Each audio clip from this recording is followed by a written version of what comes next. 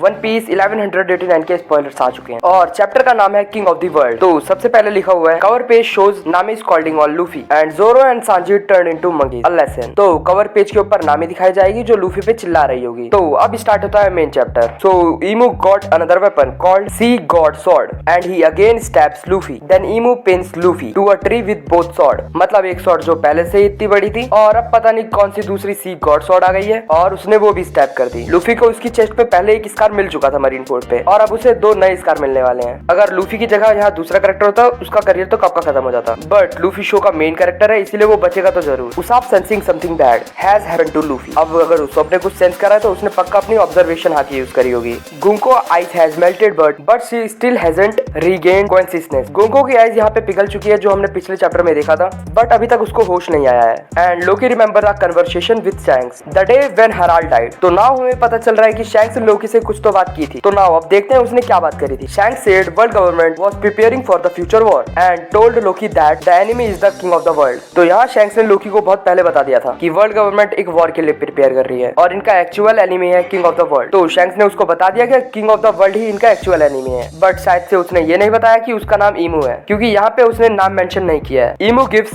Summers a weapon called of wrath to fight Zoro. Then Imu gives Killingham a weapon called spear of holy command to fight Sanji. All the weapon Imu uses are weapon belong to 19 kings from 800 years ago. तो यहाँ पे जितने भी weapon ईमू use कर रही है वो सारे 800 साल पुराने किंग्स के हैं और उसके पास 19 वेपन्स है और वो उन सबको यूज कर सकता है। Chapter ends when Imu is about to kill Luffy with the extinction act but Gaban appears and blocks Imu's attack. So finally old man farming samurai. तो यहाँ पे बिल्कुल सेम फीलिंग आ रही है जैसे रिलीफ फर्स्ट टाइम लूफी को बचाता है। यहाँ गबान ने ईमू का अटैक ब्लॉक तो कर दिया, क्या वो उसे सर्वाइव कर पाएगा क्योंकि गबान पहले से ही बहुत डैमेज था और क्या पता यहाँ पे किसी और की एंट्री हो जाए। बट अगर यहाँ किसी की एंट्री नहीं होती है तो गबान पूरा ऑल आउट जाएगा। तो वैसे में क्या पता गबान उसको थोड़ा सा थका दे और वो एग्जॉस्ट होकर वापस मरीजुआ चला जाए। खैर अगर तुम्हें वीडियो पसंद आएगा तो लाइक कर देना और जाने से पहले सब्सक्राइब कर देना।